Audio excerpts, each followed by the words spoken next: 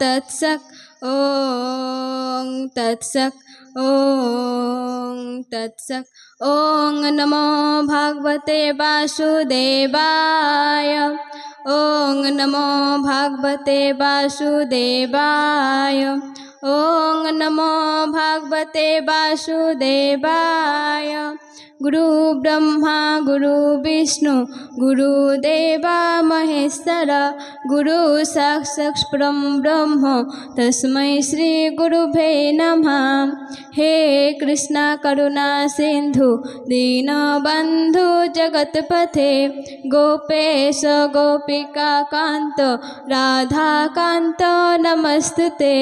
নীলাচল নিবাসায় নিত্যায় পরমাত্মনে বলভদ্র সুভদ্রভা জগন্নাথায় ते नमः।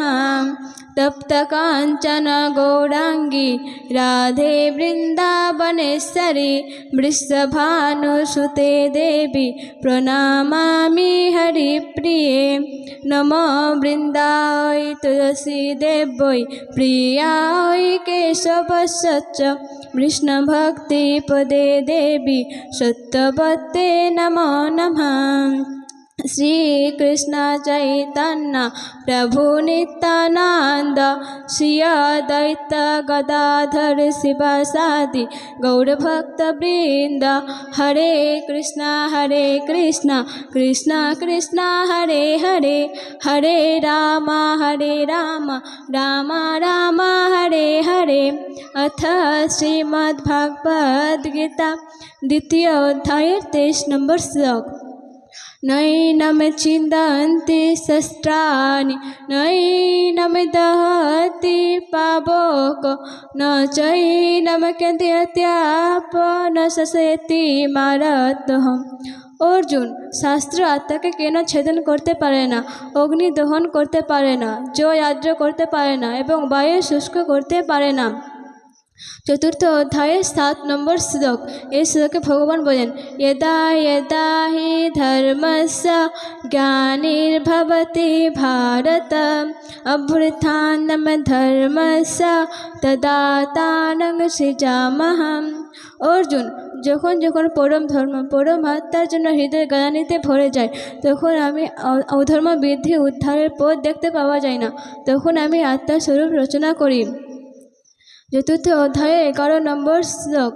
जे यथा मं प्रपद्यन्ते तांस्तैव भजाम्यहम् मम वर्तानुवर्तन्ते मानुष्य वर्ष सर्वस्य। अर्जुन, যিনি যতটুকু নিষ্ঠার সঙ্গে আমাকে ভজনা করে আমিও তাকে ততটুকুই ভজনা করি, ততটুকুই সহযোগিতা করি। সাধকের শ্রদ্ধায় তার উপর বর্ষিত হয়। এইরূপ উপলব্ধির জন্য জ্ঞানী ব্যক্তি আমার মত অনুযায়ী কর্মরত থাকেন। আমি যেভাবে আচরণ করি আমার প্রিয় ভক্তরা ঠিক সেভাবে আচরণ করে, অর্থাৎ আমি যা করাই তাই তারা করে। চতুর্থ অধ্যায়ে 13 নম্বর শ্লোক। এই শ্লোকে ভগবান বলেন চতুর্বর্ণম ময়াদিষ্টম গুণকর্ম বিভাগস্য তস্য কর্মাপি মাং বৃদ্ধ কর্তারম বয়ম।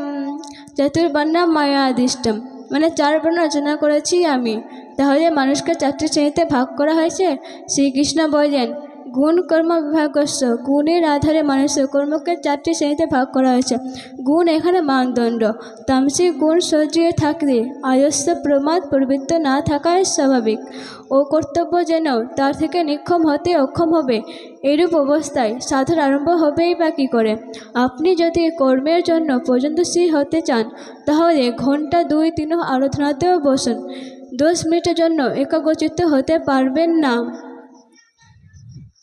নিজের দেহটাকে অবশ্যই বসিয়ে রাখবেন, কিন্তু মন স্থির হওয়া উচিত। নমস্কার।